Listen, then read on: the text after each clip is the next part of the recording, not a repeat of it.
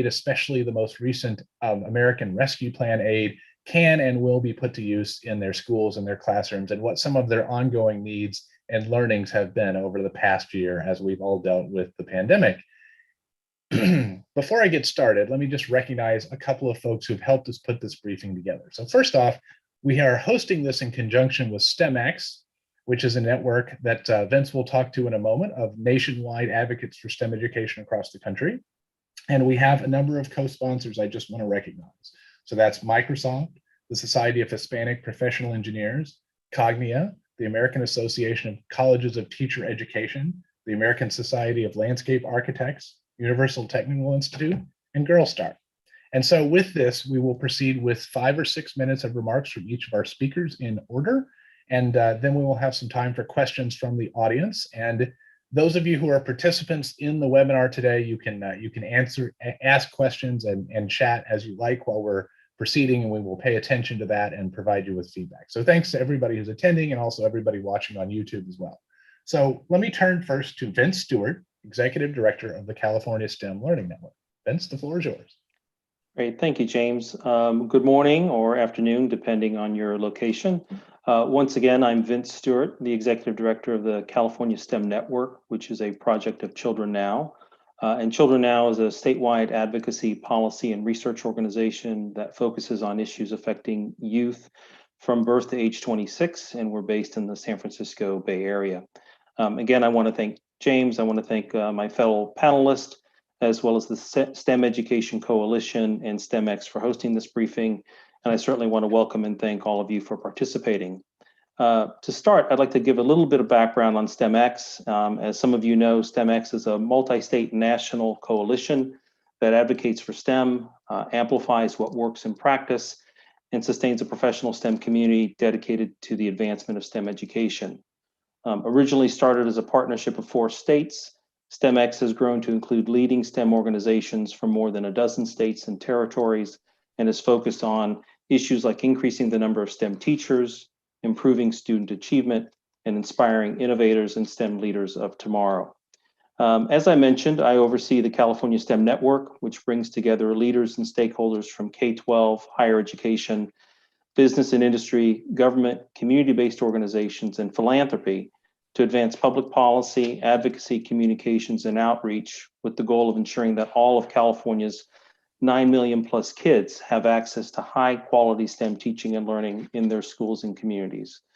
We do this work in partnership with 12 affiliated regional networks across the state, which run from the Oregon border down to San Diego.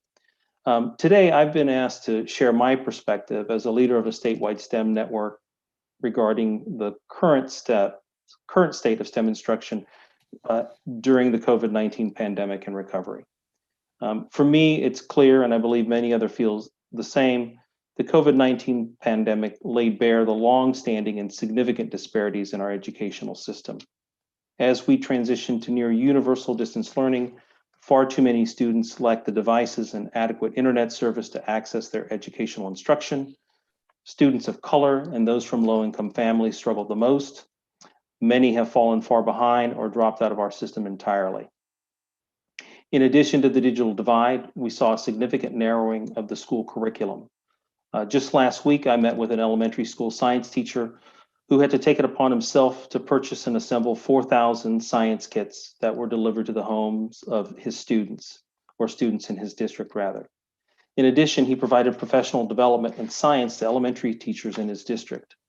Of the 170 teachers he trained, over 50% said they did fewer than 3 science lessons per month during the pandemic, and some did none at all.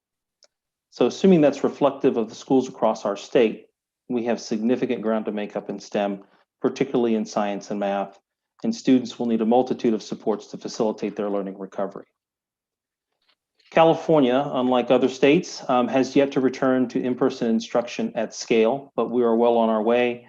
Just last week, Governor Newsom signed into law legislation that will provide $2 billion to incentivize more in-person instruction beginning April 1st. An additional $4.6 billion was allocated for more learning time and academic interventions to address learning recovery. Over the past 12 months for K-12 education, California's received approximately $9 billion in federal relief funds through the CARES Act and the Coronavirus Response and Relief Supplemental Appropriations. These federal funds, combined with the $5.2 billion in state funds appropriated in March of last year, help deal with the immediate needs of our educational system during the pandemic, purchasing personal protective equipment, providing technology to support distance learning, including devices, mobile hotspots, providing professional development to teachers, reconfiguring schools and classrooms to accommodate social distancing, and in the case of our higher institutions of higher education, backfilling for the economic impacts of the pandemic and closed college campuses. So what have we learned from all of this? I'd like to think that we're more resilient, but we do know that the COVID-19 pandemic disproportionately impacted communities of color and those living in poverty that endured disparities in our educational system prior to the pandemic and will likely face the same going forward unless we are proactive in our efforts to eliminate those inequities. So to wrap up, I was asked, how might government help best as we move forward? And I would say that in addition to reviving our economy, and in the context of STEM education, I'd recommend three things. I think we need to invest in teachers. The pandemic only worsened the chronic shortage of STEM teachers. We expect many of our veteran teachers will retire and others will leave the profession. So we need targeted programs and incentives to recruit, prepare, and retain highly skilled STEM teachers, and especially teachers of color who better reflect the students in our schools. Second, we need to make post-secondary education more accessible and affordable. We need to lower the cost of college and provide more financial aid.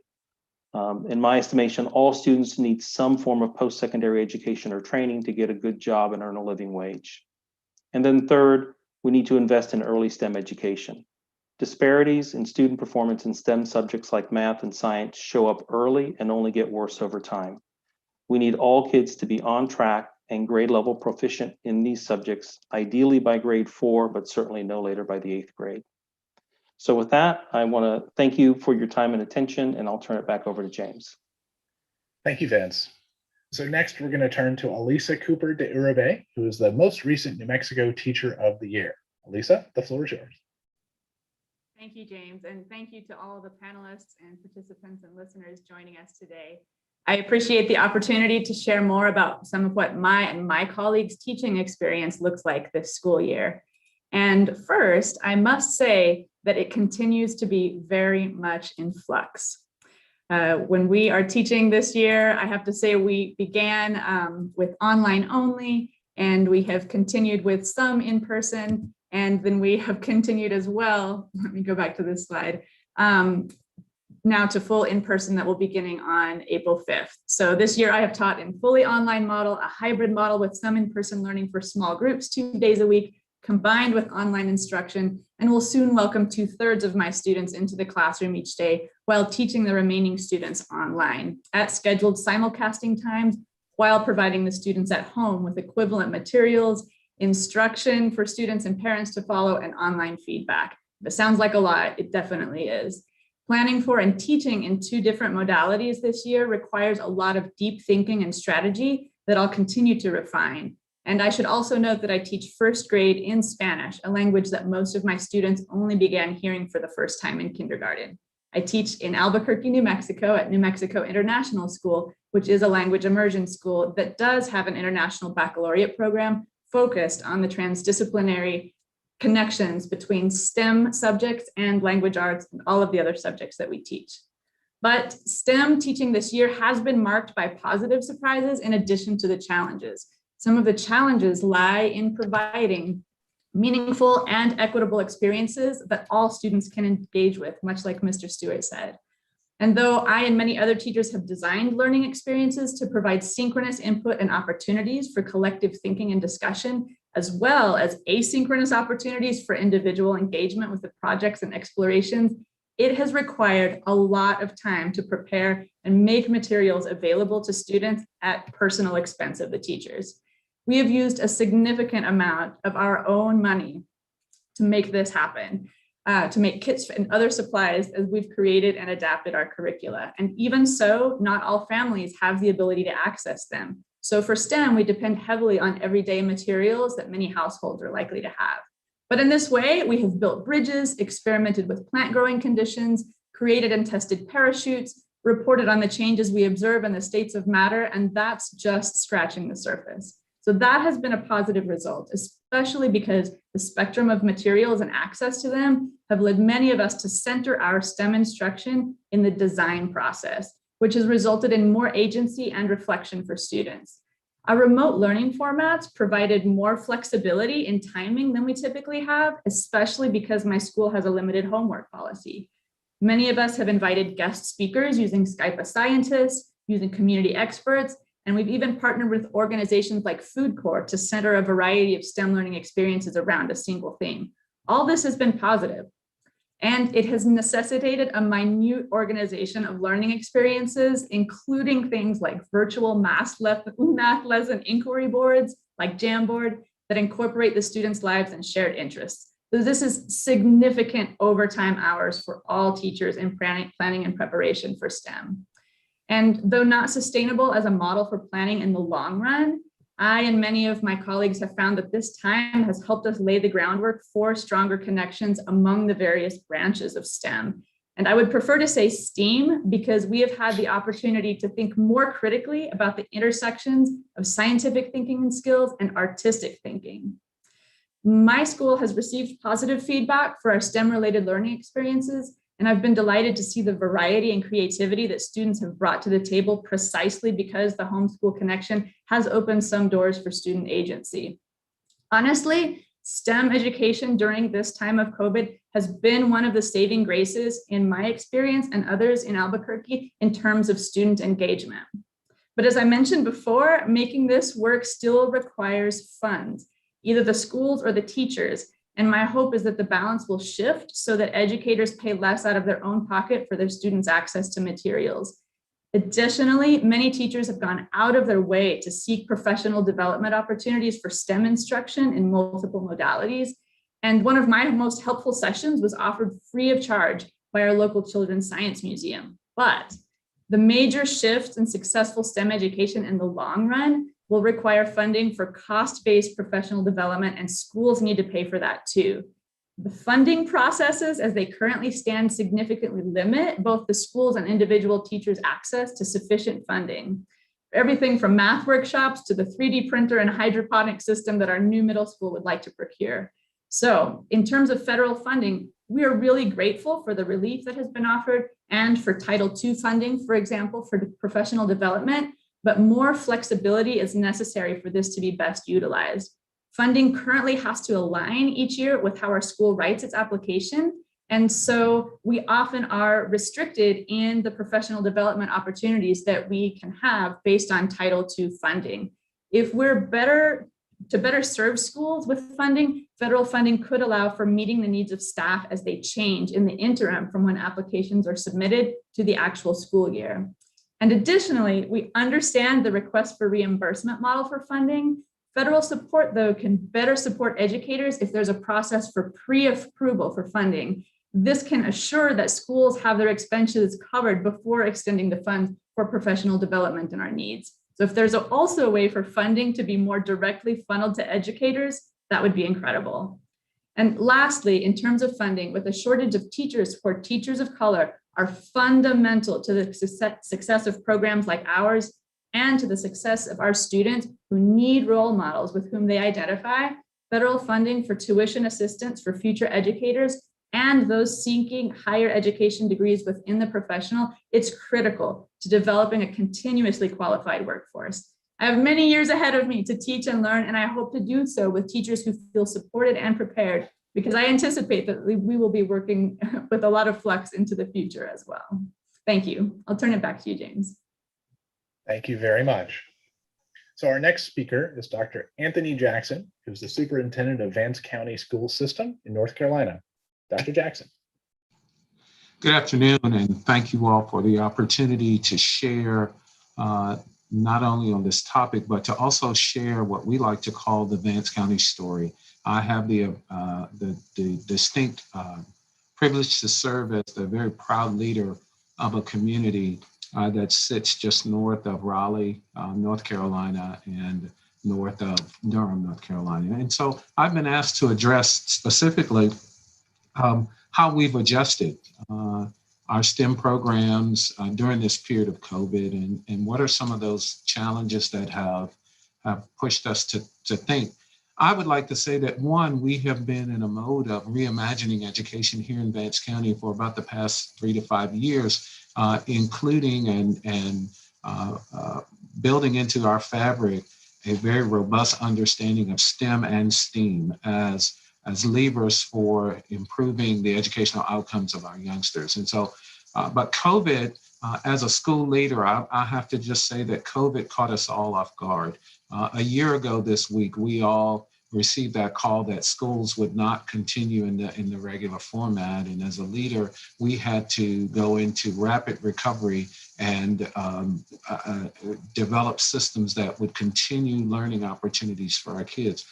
As I said, we had begun the process of including lots of opportunities in the areas of STEM and STEAM in our district. And I was concerned that those opportunities would be crippled because of the pandemic. We have made a very conscious effort in Vance County, North Carolina, that our kids would not be punished because of a pandemic.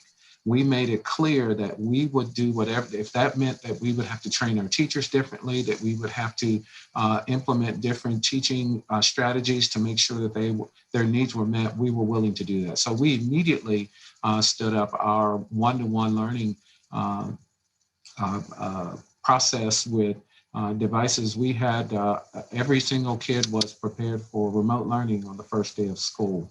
But then we recognized that we had to make sure that our teachers were prepared to continue offering those opportunities. We were so focused on hands-on. So now we had to learn how to teach in a remote setting and provide those same types of opportunities for our children.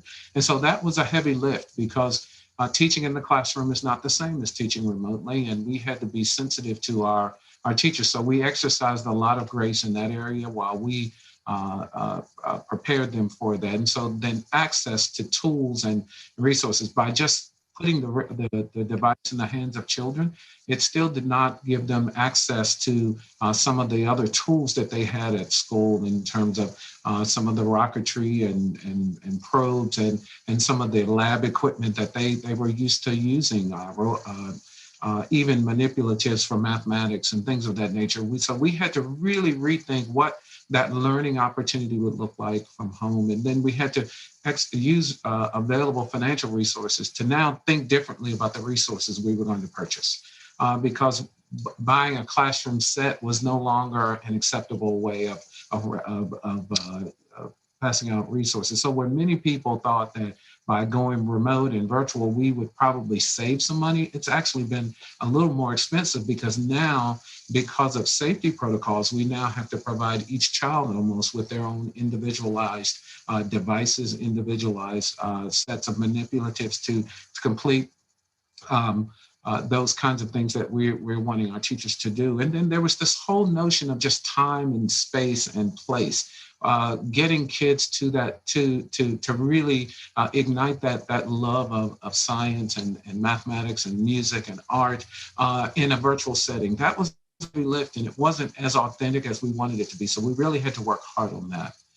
And so one of the things that we have come to realize now, as we are beginning our return to learning, is that we are trying to avoid this notion of seeing this time that we have been in remote learning as a period of loss for our kids. Now, I'm going to say that I've been I'm an optimist on every day of the week. So I really do believe that COVID provided us an opportunity to rethink and reimagine what we do in schools every day. And as a result, we need to be, I've challenged my staff and my colleagues around the state of North Carolina to really think of the opportunities that COVID has presented to us. And one is, so we don't talk about learning loss. I say often that our kids didn't lose anything, they lost time. So we have to make sure that we give them time and space and grace to recover the time that was lost. And with time, they will continue to be the robust learners that they were prior to. We may have to alter the timeline, but I'm not going to, again, assign blame to our kids for not learning in a period when none of us really understood what was going on. So we've been very intentional about that messaging to our kids because it helps us recognize some things. I want to specifically speak to a point that Mr. Stewart made prior at the it was about the notion of equity and prior to COVID, this understanding of us trying to get back to that place. We call it here the pre-COVID illusion. We were not okay before COVID. And so COVID just exposed the rawness of all of this for us. And so it's given us the opportunity to absolutely go back and say, first of all, we don't want to go back to normal. We want to go back to whatever this new space and place will be for us, and we're not interested in recreating that. So we want to develop this new COVID position, this post-COVID position that really says that if science and technology, if STEM was an accelerant prior to, and we were not meeting all of our kids' needs at that time, then we're going to redouble our efforts now so that we can ensure that every single child has the opportunities to, in fact, grow and grow quickly with the experiences that we can provide for them. Our biggest challenge, however, is going to be in this whole recovery part, is recognizing that we can teach children, but the first thing we're going to have to do is reconnect and again, go back and rebuild relationships and attend to some of the social and emotional needs. We believe we can do that using STEM as the rallying point, because if our kids, we think about music and we think about art, and we think about all of those hands-on activities, but what can happen, the dialogue that happens during that time becomes extremely important for our kids. And so I want to encourage us to use that time to really rebuild those relationships while we recover the academic loss as well. And then the final piece is how the federal dollars that have come to us have been greatly appreciated. And I would say to you, there's always a hesitancy as a school leader I've been a superintendent now for 13 years. I'm always hesitant when I see dollars with a deadline. I really believe that we have to begin to talk about the long-term investments that are going to be necessary to sustain those things that we know are going to make a difference for kids. And that's making sure that they have opportunities, making sure that they have access, and making sure that they have the resources to engage in those things that would elevate and extend their thinking in their minds. I believe that we have the ability to do it. I believe now it's time to exercise the will and to align our resources with our values. And if we were to do that, we would definitely make a difference for all the kids, not only in STEM, but in all of the content areas that are of interest to them. Thank you so much. Thank you, Dr. Jackson. So next up, we have Dr. Penny Schwinn, who is the Tennessee Education Commissioner. Commissioner Schwinn? Hello, good afternoon. Nice to see everyone today. A couple of quick things just as we're thinking about this work in Tennessee. And first and foremost, one of the principles that we've had is not a hunker down perspective, but how do we continue to accelerate achievement for all students, and specifically access and opportunity for all students. And so what we've recognized through the pandemic is that STEM education, STEAM education is more important now than ever. When we think about the impact that technology, or frankly, the lack of technology and access that some of our students have had, it reinforces the need to act with urgency in this space. And that is both access to the critical infrastructure necessary for high-speed internet and technology, but it's also the content, curriculum, and programming that allows our students to effectively interact with this content. So some of the things that we've seen as part of the COVID response here in Tennessee is one, frankly, our districts are as engaged as they have ever been. I'm incredibly proud about that. Districts who have been looking for a Tennessee, what we call a STEM school designation, that interest is approximately the same as we saw pre-COVID. So we are seeing the same number of schools and districts who are interested in that STEM designation, understanding that with this influx of federal funding, they have a real opportunity and moment in time to develop systems and structures with resources they might not have had before. And so together with the programming we offer at the state and the additional federal resources, it really is this wonderful moment in time for schools to accelerate their planning in that space. We've actually seen a 124% growth in students interested in taking AP computer science who have received a score of 3 or higher. Again, I think this is reinforcing that as students have had more access to technology and STEM programming, even in the pandemic, and frankly, especially in the pandemic, that interest has actually increased for us. And then I think one of the things that has been really special are the partnerships that have come out of this. We work really closely with an organization, the Tennessee STEM Innovative Network, and we've had these virtual STEAM hubs that have been progressing throughout the pandemic. We've got things like, Future Friday Tennessee and Wonder Wednesday Tennessee, trying to make sure that even when students were accessing remote instruction, they had very specific things that they could do at home with their families. And so whether it was, aluminum foil boats in the bathtub or paper roller coasters that they were building on their kitchen tables, I think what we were trying to do is really incentivize and promote and motivate students to take agency and have agency in how they engage with STEM, especially if they were in a remote setting. And we've had about 60,000 unique visits since April of 2020. And we're obviously looking at the ages that we have. We've got about 70,000 students per grade. So we're really encouraged by the interest, not just at the school level, but certainly with families. I think something else that we've been thinking about is when we look at whether it is whatever framing or whatever phrase we are using, when we think about making sure that students are prepared for next school year and the grades that they are entering, we really wanted to ensure that it didn't become a conversation that was specific just to ELA and math. We do know that when we think about things like STEM or STEAM, the integration of content areas and the focus to include science and frankly literacy-based science and math and social studies content, we have mandatory summer school that came through our special session out of our General Assembly in January. So every elementary and middle school in the state, or at least every district, has to offer elementary and middle school students the opportunity for summer programming. Part of the requirement is that there has to be 1 hour of stream programming. So we started with STEM, we went to STEAM, and we're going to add in stream. And that's because Tennessee has a significant focus on early literacy. And we want to make sure even in the reading, students have access to that critical nonfiction text, technical texts, things like that. But that's 1 hour of stream programming that students will have throughout the summer to connect last year into next year and ensure that continuity of instruction and learning takes place. And I think the last thing that I would say is when we're thinking about the role of the federal government as it relates to states and then to districts, we've seen two things be incredibly important for us. Certainly the federal resources coming in. We've had some very targeted grants, specifically the Tennessee Systems Projects, which is $4 million over 5 years. It allows us to have work-based courses specific to computer science and partners, academic faculty and employer instructors to bridge that for our 11th and 12th graders. And then we also have the Tennessee Expansion of Computer Science Career Pathways Project.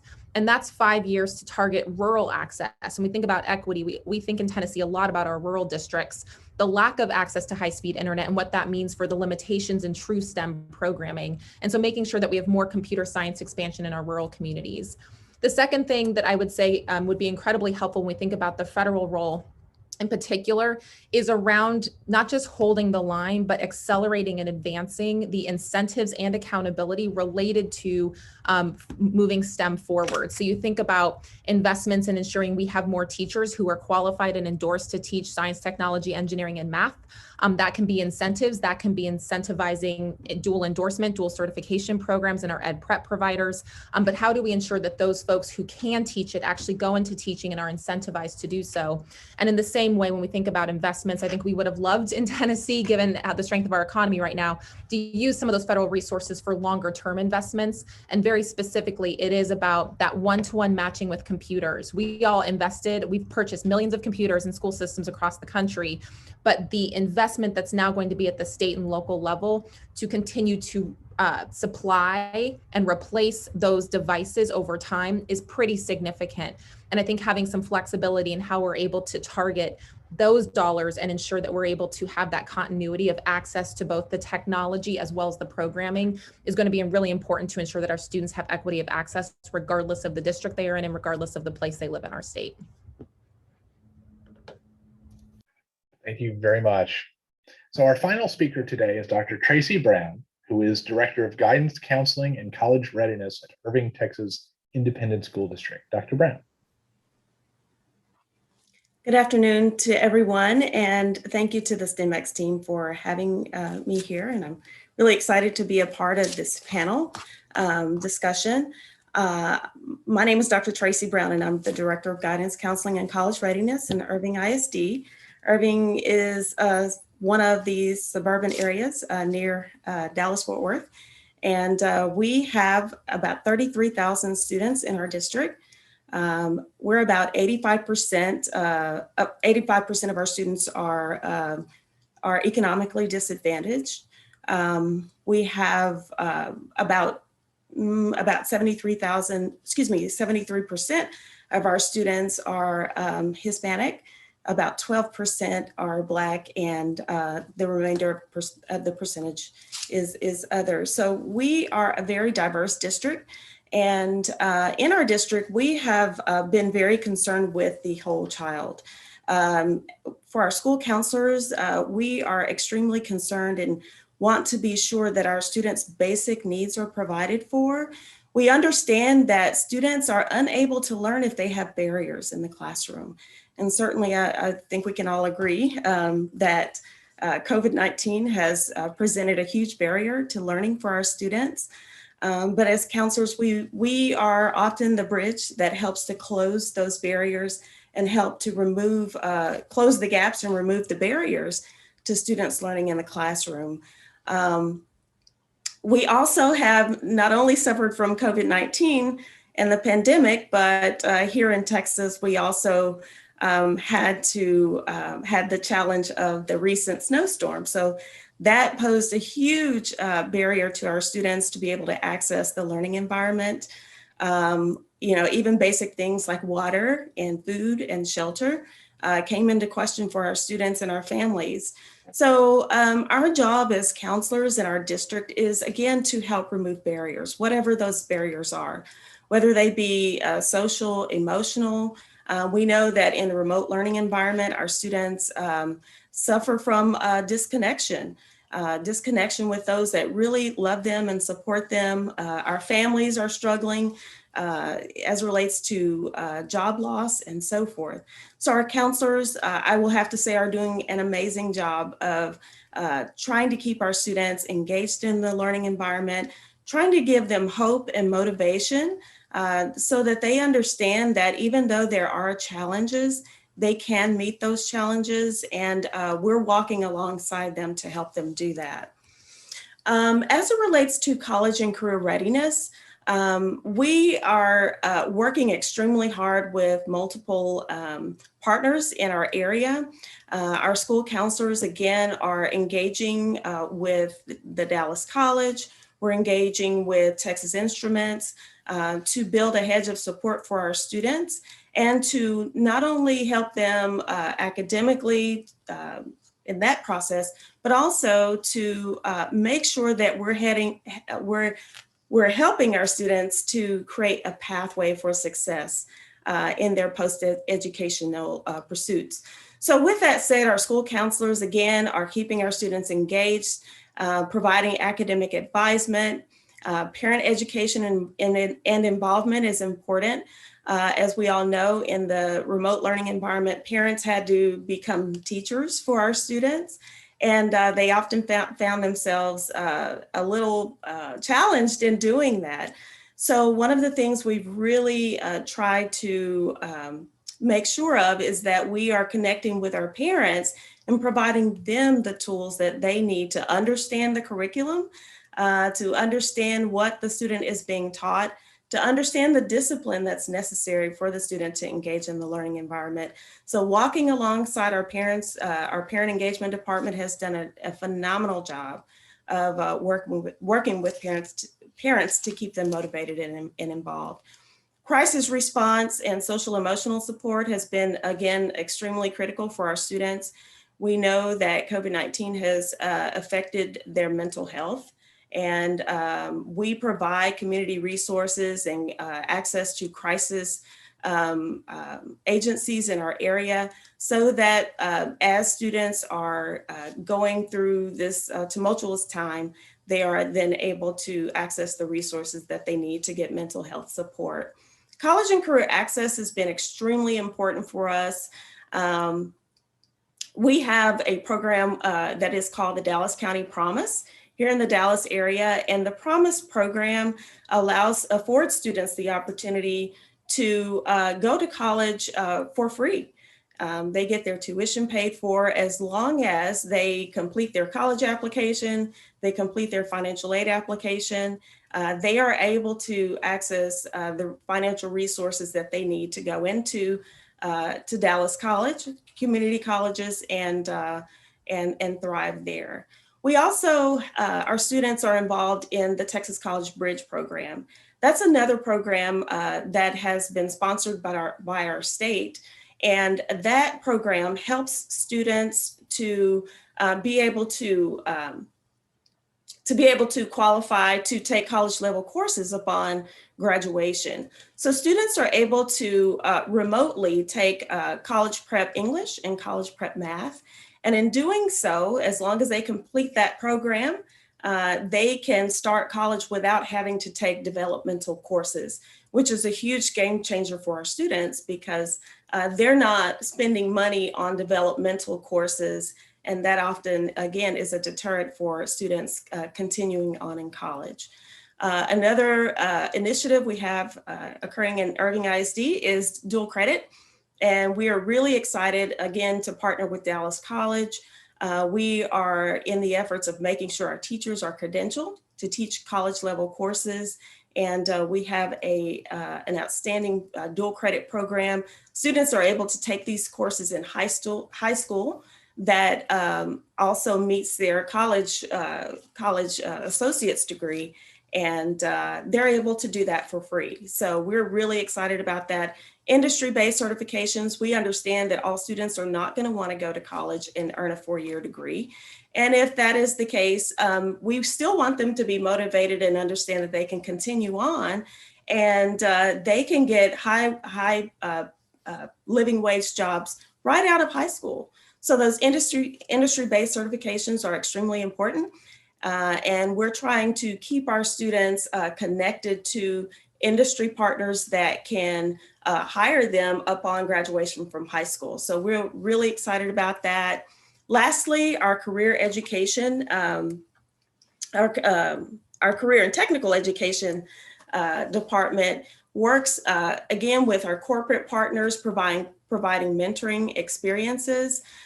We also encourage students to become a part of our career and technical student organization. And so not only are students taking STEM courses, but they're also engaging in student organizations where they're able to connect with other students that are like-minded, and they're able to get experiences. We have corporate partners coming into the classroom, and they are able to provide their professional expertise for our students in their learning environment. Lastly, I do want to highlight the fact that even through the pandemic, again, we're still trying to keep our students motivated and create opportunities for them. We are going to be opening South Irving Collegiate Academy in the fall of 2022. We have just been approved for our planning year for 21-22, and it will be a P-Tech Academy. Our specialty will be mechatronics and electrical engineering. We're extremely excited about this opportunity for our students. And we know that if we work really hard to continue to connect students to learning opportunities that will get them prepared for life after high school, then we feel that we've been successful. My big ask would be human resources. We need more counselors in the school to help students understand their path. Every student has a different path to take, and that is exactly what we want them to do. We want them to be able to identify that pathway and then help them to understand how they get to where they're going as it relates to their ultimate career. So our school counselors in our district, our college and career access partners, our career and technical education department, again, are working extremely hard to meet the students at the point of their need, but we need more people. We need more counselors that are building relationships with students, and then again, helping to advise them along the way so that they can make good quality decisions for themselves as they pursue their post-secondary education. So Thank you so much for this opportunity to share with you. And I'll give it back to you, James. Thank you, Dr. Brown. So now we've got some time for questions. And Tracy, if you could unshare your screen there, thank you. So now we got some time for questions. And I want to start off by going to a question that was a common theme we got from some of our listeners and participants today, which was about measuring performance and student achievement, and what have we learned through the pandemic about our deficiencies in measuring that achievement and some of the intangibles that we've talked about. Let me set this up a little bit. So prior to the pandemic, we had a new system under the Every Student Succeeds Act that allowed schools, especially at the state level, some discretion in terms of how they set up the metrics for they were going to measure schools. A little more discretion than they had under No Child Left Behind for sort of the previous generation of students, but nonetheless one that was still very centric around standardized testing on a regular schedule that varied between math, reading, and to some extent around science. So my question to the panelists, and I'll start with you, Dr. Schwinn, so what have you learned about what you are measuring and what's relevant and what maybe is not, looking at sort of the opportunities to restart education on a little bit different footing going forward? Because it seems to me like so many of the things we've added to the experience, the informal experiences and the hands-on learning and other things, are things that don't match up very well with those prior sets of assessments. So what have you learned there, and what would you change about accountability? Yeah, sure. So I think it's a great question, timely and important for what we're facing as school system. So I will be clear, here in Tennessee, we feel very strongly that we have got to have a strong assessment and accountability system, specifically to address equity issues that are longstanding. I think, as have been said on this panel, we've seen that a lot of the achievement gaps that we all know exist, it's just become more highlighted as we think about the pandemic and what kinds of inequities and issues have stemmed from that. And so in Tennessee, we are thinking about innovative assessment. What's the next phase in how we assess students? Not whether or not there is a responsibility for the state to report on how much we are growing in terms of student achievement, but how do we think about the ways in which we assess students that is more meaningful, targeted, and I think appropriate, and especially more aligned to the curriculum and what is being taught and how it is being taught every day in classrooms. That's the kind of discussion that I think is going to be really important here. It is critical for us as states to be able to know how all of our student groups are doing, who is growing, who is not, and where we need to have more intensive supports and resources. And we recognize that the one test, one day model likely is no longer the best and most appropriate way. And so we're exploring different ways that we can think about assessment, that we can measure progress and growth throughout the school year to be more realistic and feasible for teachers and educators in real time, and thinking about ways in which we develop our item types so that, again, there's a stronger link between instruction and certainly assessment. Now, that being said, that takes time. And so I don't think that there's an expectation that states can turn that around in a year. A thoughtful assessment, if you are really thinking about innovative assessment, that is going to take and must take a lot of collaboration across different stakeholder groups, including our educators, our principals, districts, et cetera.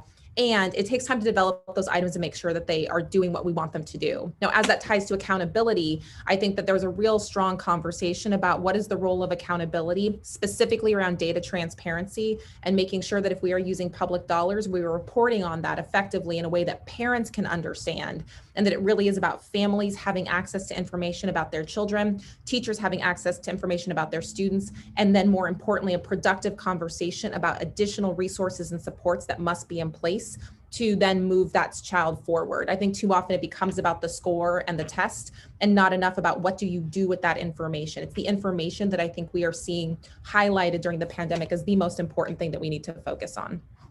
No, thank you for that perspective. Now I want to go to the other end of the leadership spectrum, right to the classroom, and ask you, Elisa Cooper Diurube, what have you learned during the last year about how what you know about your students' learning and how you're assessing it, and what are the right metrics for us to be looking at? Thank you for asking me that. I agree. It's an excellent question. And over the course of this last year, I think that in terms of evaluation, we have had some perspectives reinforced that formative evaluation within the classroom based on what the teacher is able to see is some of the most valuable assessment that we can have, and placing importance on the teacher's perspective and the formative assessments across a line of inquiry, across a year, that's very valuable information. That said, we also know from this experience that having some standardized testing is still an important measure for us to have available to us so that we can establish baselines and then work from there and gather information on across all levels of the students who are learning. What I've also seen, though, is that it's really important for us to establish when we're thinking about assessments, what are we wanting to assess? Are we wanting to assess skills? Are we wanting to assess a combination of things together? Are we wanting to assess just content knowledge? And once we determine what we're wanting to assess, then again, as Dr. Schwinn mentioned, what do we want to do with the information that we have available? And then the first thing, I think that especially in New Mexico, where we have a very diverse population, it's important for us to take this opportunity of the time that we've had to see the importance of formative assessment and assessing students based on where they're at, where they've progressed, and what our goals have been for their learning, to really have some time and some resources and input from all stakeholders, again, in terms of culturally responsive standardized testing. There are some things that our students are tested on that appear to measure content knowledge, but they don't necessarily do so based on the way that the test has been prepared and then delivered to a certain cohort of students. And so agree, this is something that is not going to be solved very quickly, but it has been really valuable for us to see right now that there is still a balance that can be had between standardized tests and formative assessments. And it's something that we really need to continue talking about and making sure that we establish for our individual school communities, state communities, so that we are deciding what is it that we really want to measure, what are the outcomes for the students so that they are prepared for what they want to do later, and then figuring out ways for us to combine the standardized tests with the formative assessments that teachers actually see in the classroom. Well, Dr. Jackson, let me turn to you now. And you made an interesting comment that this sort of hit you in the middle of when you were reimagining some of the efforts within your school district. On the accountability front, what have you learned about what you think are meaningful measures going forward, and things that maybe were, for lack of a better term, extraneous or not helpful, that you would change if you could change it, and pretend like your school board's not listening? Well, no, I would want them to listen because I'd really like for them to, we are in the midst of that, and I appreciate Dr. Schwinn's positioning on this. But I think we have to decouple some things that we created. And one is, seeing that, testing and accountability are really two separate pathways that have to be honored for what their true intent, for their true intent. I believe that we have to really tie good formative assessment to good quality instruction and benchmark kids throughout the process. Give teachers the data they need to really help kids move along. We're having this conversation now about mastery learning. And so in our context, our schools, and I think about what COVID pushed us to. It pushed us to this whole individualized almost approach to learning, so we could personalize at a level that we've never been able to do so. I think that we miss an opportunity if we allow that to go away without really developing that. I think this whole period has given us the opportunity to really develop tools and protocols and skills around personalization that will help us in this whole notion. I am not the grandest advocate for the, let's get them all ready, and at the end of the year, let's have this one big test, and then we have this celebration of who the winners and losers are, and call accountability. That's not accountability to me. I think we've got to measure the right things and be able to report out to parents so that they know that their children are making the appropriate progress. So the communities, the transparency part of this, so the communities know that they're making that the schools are making the right progress. But at the student level, I really want us to make sure that we are demonstrating we're allowing every child to grow at at a pace that is essential to them. Some kids have absolutely been thriving in this environment because they can move at their own pace. Some kids have struggled, as we have recognized, and we will have to do some work to make sure that they're there. And so we have to have an assessment system that could capture all of that and could in fact quantify the growth that this child has made, but also the true extension and acceleration that this other kid has made. I don't think we have those systems in place now, or we're not using them to our advantage. And then the final piece is I'm hoping that as we move forward, we will come to terms on assessing the right things. My parents had an old saying in our house, it's not important until it's important. And until you figure out what's important, everything's important. And so we've got to cut all the way back to what's important. What do our kids really need to be successful, healthy, whole adults? And are we really marking and assessing those things throughout their journey? Well, I really think, this is going to be a conversation that's going to play itself out over the next several years as we figure out sort of an answer to the question of, what did we learn during all of this that we want to continue or amplify? And so now let me turn to Dr. Brown. So thinking this through, can you give me an example of something that more or less COVID forced your district to do that maybe you didn't think would be beneficial, but now you want to keep it and you want to use it? Something in that spirit of something that this sort of forced upon us that we now find valuable and want to use more.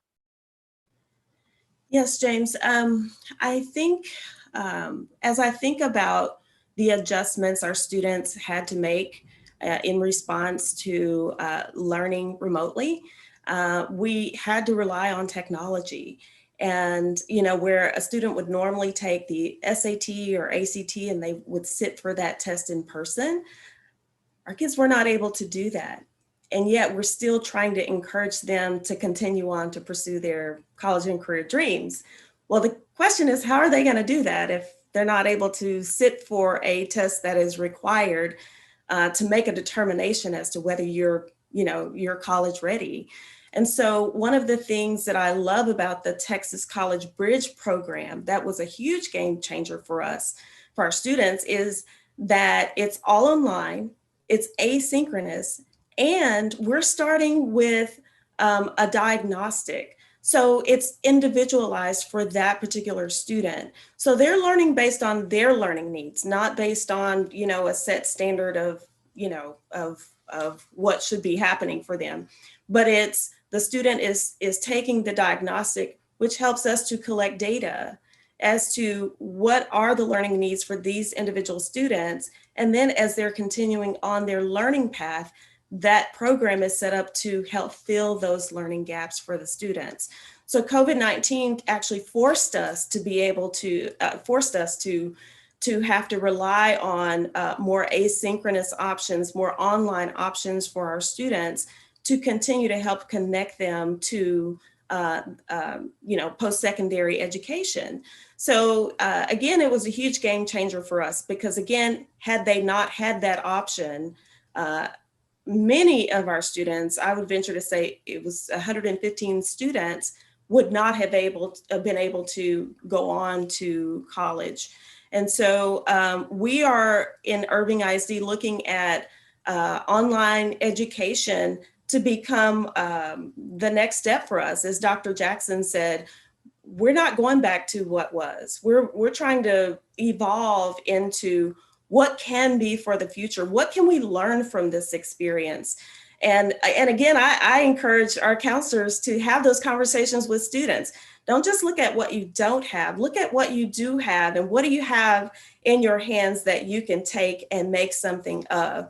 I always say to students, myself, you're having this experience, yes, for yourself, but you're going to have others that will come along and need to know how to overcome challenges, these challenges that you've experienced. So again, just leaning on the resources that we do have to connect students to quality education is important. And data is what drives our decision making. So helping students to understand where they are based on a diagnostic, and then their learning is tailor-made for them. So that's what we learned in our district, and we're continuing to evolve to help our students to thrive, COVID or not COVID, snowstorm or no snowstorm. We're continuing on. So Vince, let me get you in on this question. So what is something that you think California has learned to its benefit to do during the pandemic or employed? And let me add something to it. How can this most recent influx of federal dollars help amplify some of those best practices? Yeah, absolutely, James. And actually, I want to start by picking up on something that Dr. Brown mentioned, which is this notion of assessment in the context of post-secondary readiness. Because during this pandemic, one of the things that California's public colleges and universities has done is they have suspended the use for the next 3 years of the ACT and SAT for purposes of college admissions and eligibility, which I think for many that is likely a good thing, because I think for a long time there's been a lot of discussion about the implicit bias built into those assessments and whether or not those are disadvantaging certain students. While setting that aside for a moment, suspending those exams now means that access to the coursework that's required for college admissions and eligibility is really going to be the only measure, if you will, of a student's readiness for post-secondary education. Access to those courses we know is also severely limited. So I'm quite concerned about what these changes mean in terms of students who are pursuing STEM degrees and certificates in post-secondary, and what those students are going to look like, and are we going to have the diversity coming into that pipeline that we have really spent the last decade, if not more, trying to build and expand. So I think this conversation of assessment is really going to need to be talked about in some detail, both within K-12 and within post-secondary. I think in terms of trying to answer the question in terms of the context of California, we're doing that right now. Our State Board of Education met just yesterday to talk about this whole notion of, waiving assessments during this period, given the challenges of trying to assess students in a distance learning model, given the learning recovery that needs to take place. So I think, that question is somewhat unanswered, but certainly the resources that we've received from the federal government will help us, I think, put in place the mechanisms that we will need in order to figure out what are we going to do next. Because the one thing that I have learned in my time in education is what we assess will significantly drive what we invest in. And I think that we've seen that as we've tried to build out more engagement in STEM, because for us, outside of science, we're really not assessing students in STEM disciplines. So, how do we sort of move down that path, and how do we ensure that information gets out to families and communities so they can make informed decisions about what they want for their children? Because I think that's the other critical component to assessment, is that use by families and communities for determining sort of their priorities.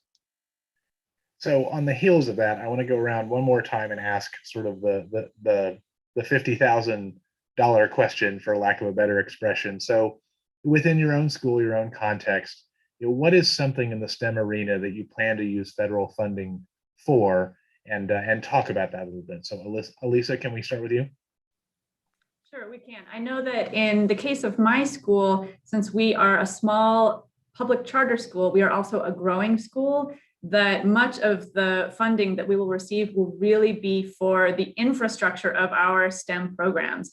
We do need a lot of very physical supplies for lab work, for math work, for the design process STEM projects that our students are working on. So there will be a lot of funding that we need and to be able to use to actually purchase the materials that we need to make our STEM program happen. And then also to ensure that we have continued professional development for our middle school teachers who not only teach in STEM subjects, but in other subjects as well, and so that they can continue with their professional development. So for smaller and growing schools like ours, or schools who are continuing to adapt to the needs of STEM, that there is definitely a need and a use for funding for materials and supplies, and then also professional development. Excellent. Dr. Jackson, same question. And so, as I indicated, we're using the resources to expand and leverage partnerships to open up opportunities for kids to provide resources.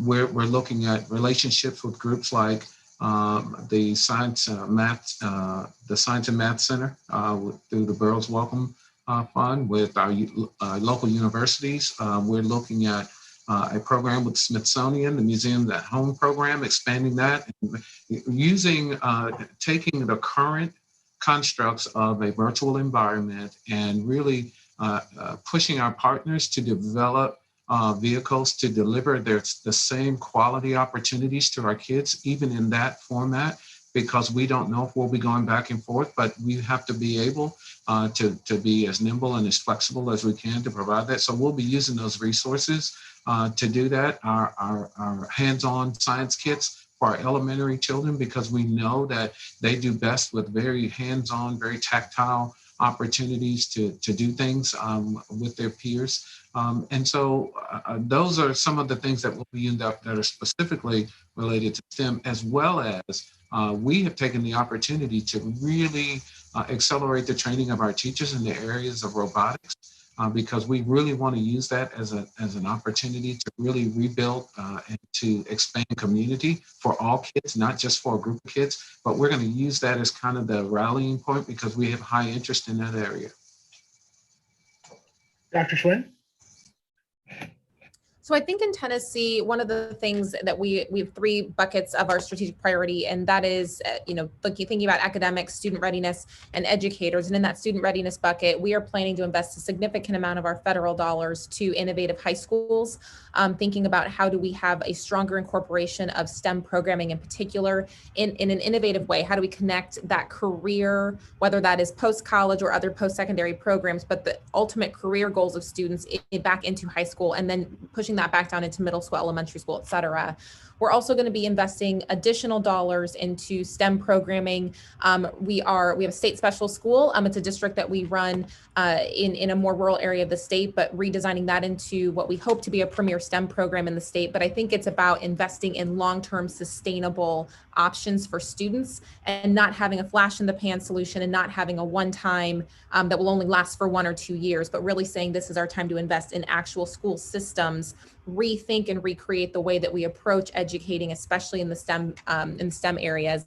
And so I think those investments in our innovative high schools, innovative programs, and then making sure we have those articulated pathways through post-secondary are going to be critical investments for us. Excellent. Dr. Brown? Well, we know that financial resources is one of the main barriers to students going on to pursue their college and career goals. And so I would ask that that we consider more funding for financial aid and scholarships for our students, and really making the investment in students that go on to pursue careers in STEM. If we see that to be extremely important, that we put our dollars there. Not only that, but I'm going to make another big pitch for more advisors, because it takes time to build relationships with students where they will trust you to be able to, for you to guide them through the process. And so having more college and career advisors on the high school campuses, I think are extremely important, or counselors to help meet the students' social emotional needs as well. Excellent. So we've got just a few moments left, and I wanted to thank STEMx for being a great partner in bringing this to us, and Vince, to give you the last word. Take myself off mute. I just want to say really thank you. I want to thank all the participants who joined us this morning or this afternoon. Say thank you to my fellow panelists. I learned a great deal today and am impressed and really just encouraged by the level of leadership from the classroom through the district and up through state leadership. So I am encouraged that students are going to get what they need moving forward, and we are not going to return to normal, but we're going to return to something that was better than normal and really begin to address the issues of equity and ensuring that that students have the resources and the opportunities that they deserve. And so with that, I'm hopeful. So you've given me a bright afternoon and a week and month ahead. So thank you. Well, thanks again to all of our panelists and to everybody from the Hill that's attending and watching online. See you again next month. Thank you.